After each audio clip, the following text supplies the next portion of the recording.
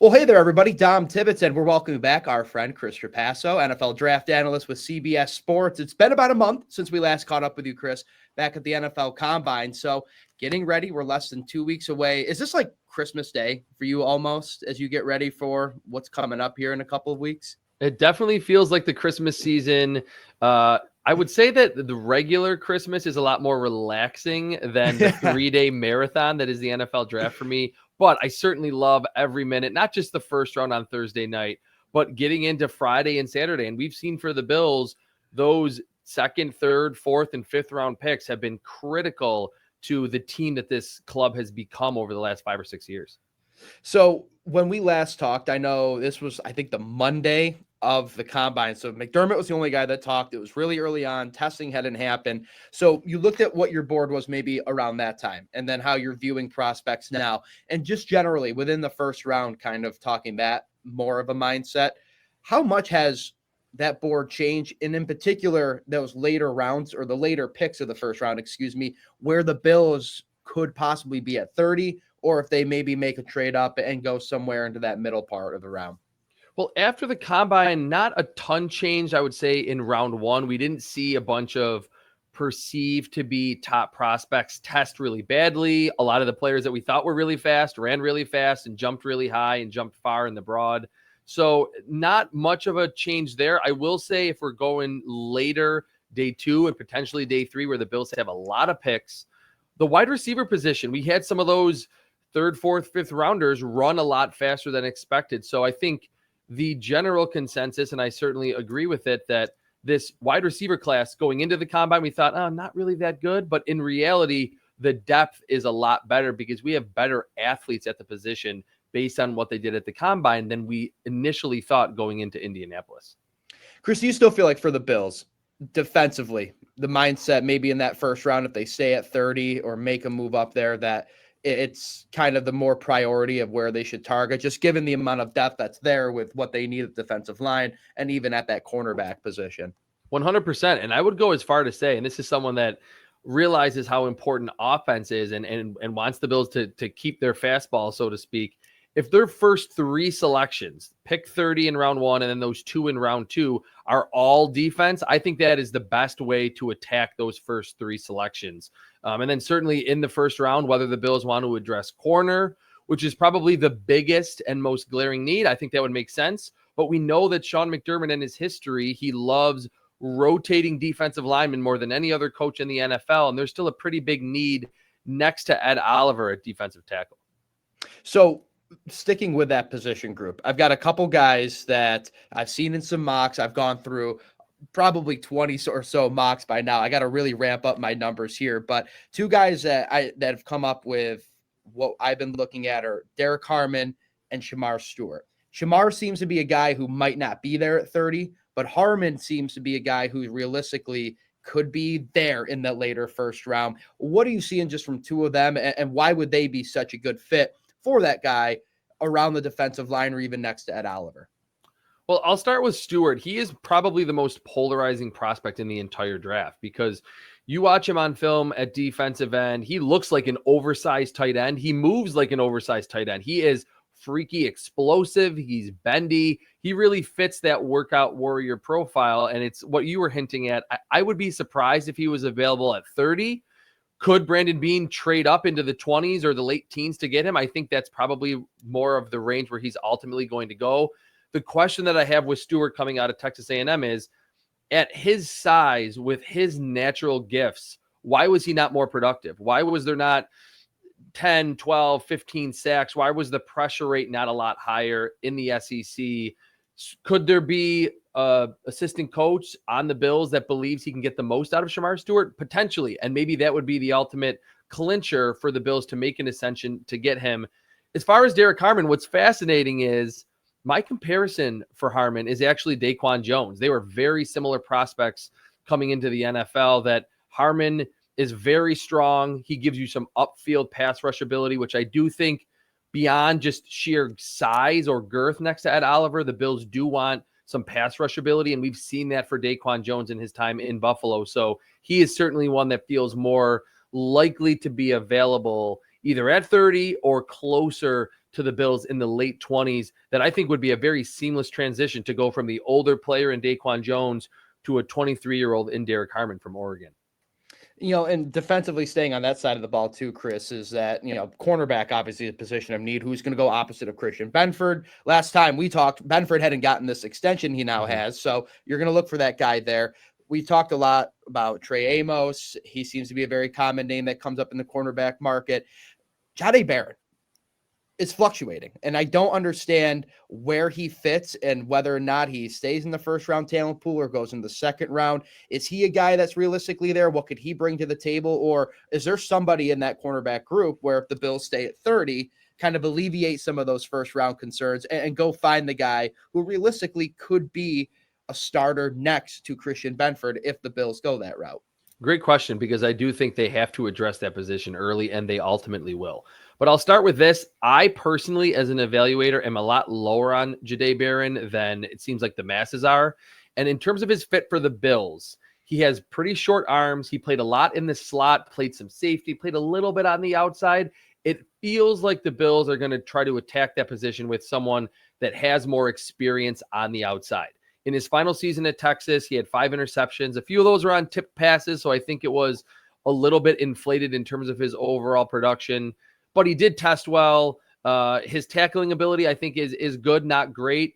And I'll end with this on Barron, that it feels like the general consensus of him is that he's going to be gone well before the Bills pick at 30. So I think that would be another trade-up candidate if they just like the fact that he slowly but surely got more productive at Texas, and then kind of the cherry on top was how well he tested in Indianapolis.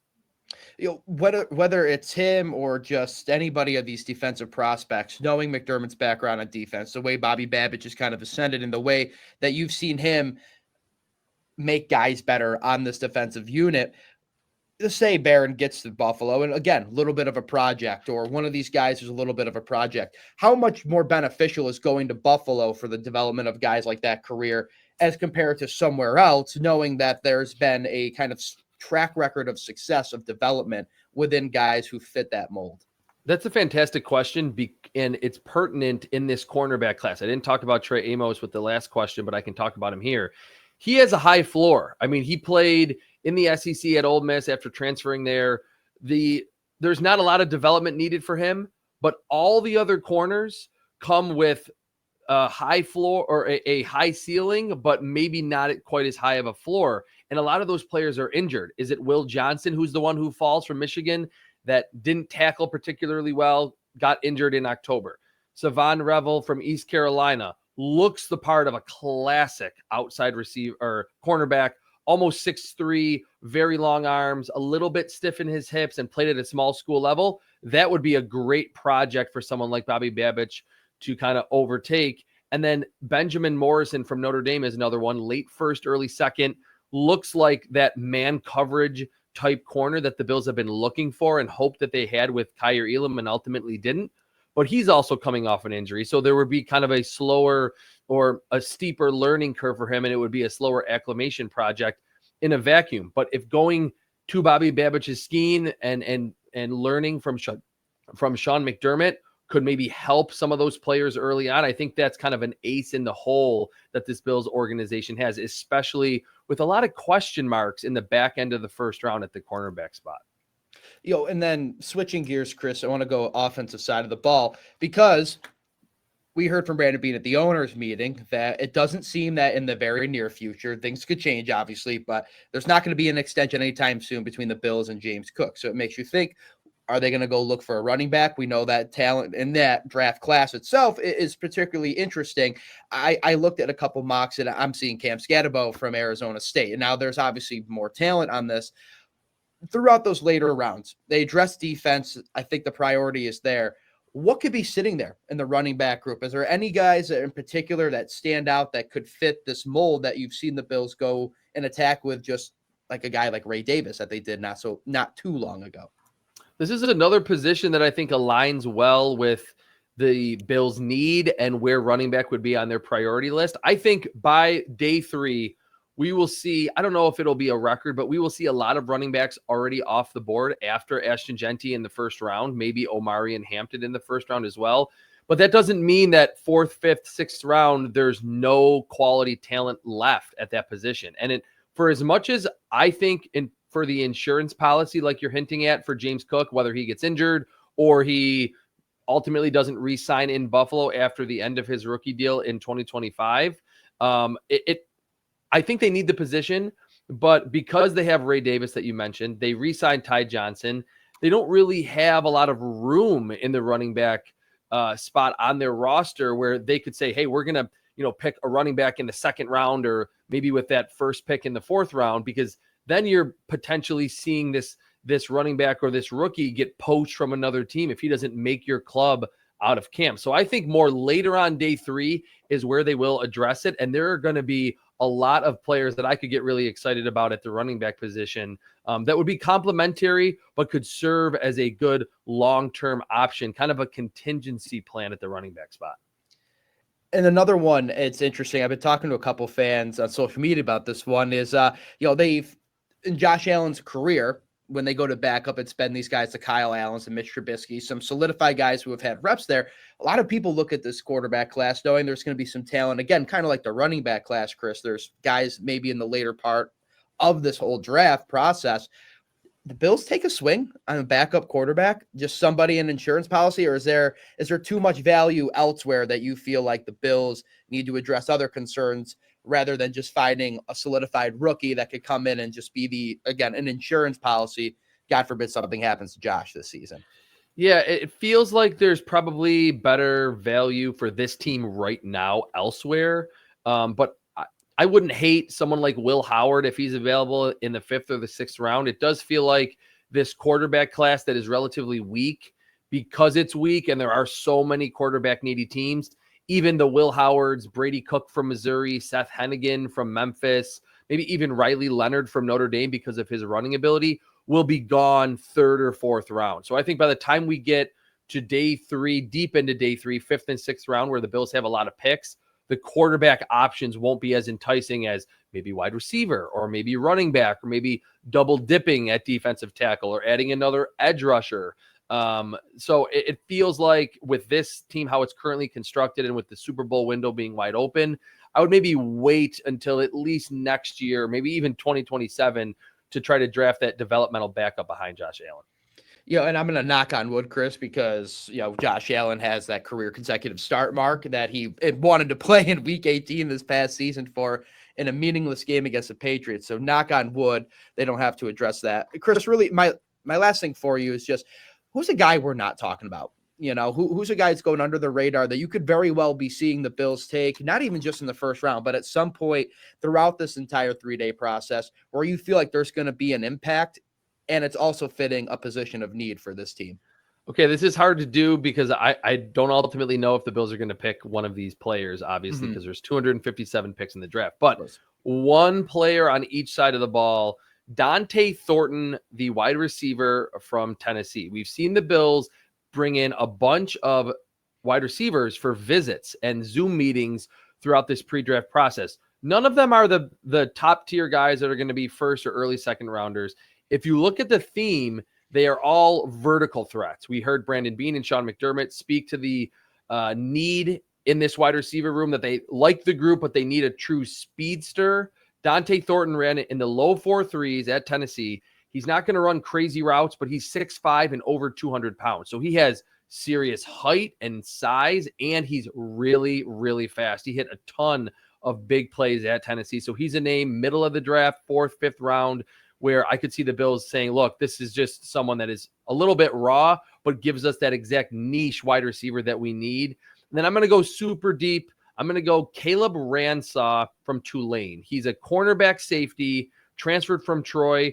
And I'm just going to go based on what Sean McDermott mentioned at the Combine and has said repeatedly during his time as Bills head coach. He wants defensive backs who can tackle. And Caleb Ransaw tested really well. Go look at the workout, ran in the low 4.3s as well, and is one of the most reliable tacklers in space and kind of this versatile role. He can play safety. He can be in the box as a linebacker, kind of in a Taron Johnson role, can play outside, inside. Wouldn't create a lot of fanfare coming from Tulane and not being a big name, but he feels like someone, again, with Bobby Babich, that I think the Bills could get the most out of and not go through those early career growing pains of missing a lot of tackles.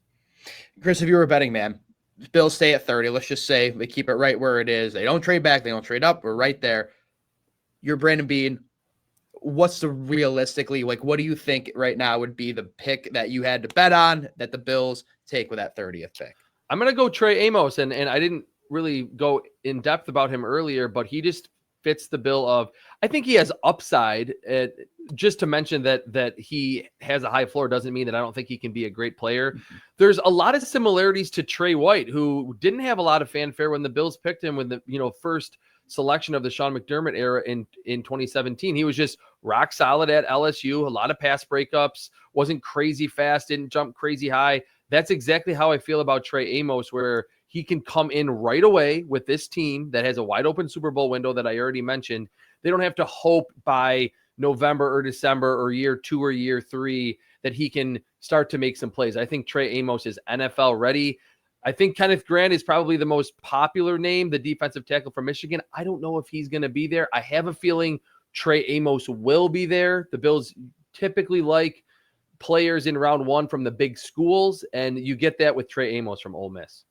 Awesome. Ladies and gentlemen, that's Chris Trapasso, CBS Sports NFL draft analyst. Chris, just remind the people, where can they find your work, read up on some of your mocks, other things as we get ready now? We're exactly to the day, the time we're recording this, 2 days away from the start of the NFL, or 2 weeks, from the NFL draft. Everything on CBS Sports. I'm doing a lot of prospect profiles leading into the draft. Big board will come out, the final big board. A few mock drafts will come out over the next 2 weeks. It's kind of like the hay is in the barn just about. So look for me on there. I always tell people, just Google Chris Trapasso, my name, and then CBS Sports. The first result that will pop on Google will be my writing archive. You can see all the little one-off articles that I'm writing as we get into the 2025 draft. Perfect. Be sure to check it out, folks. This guy knows what he's talking about. That's Chris Trapasso. I'm Dom Tibbetts. Talk to you guys soon.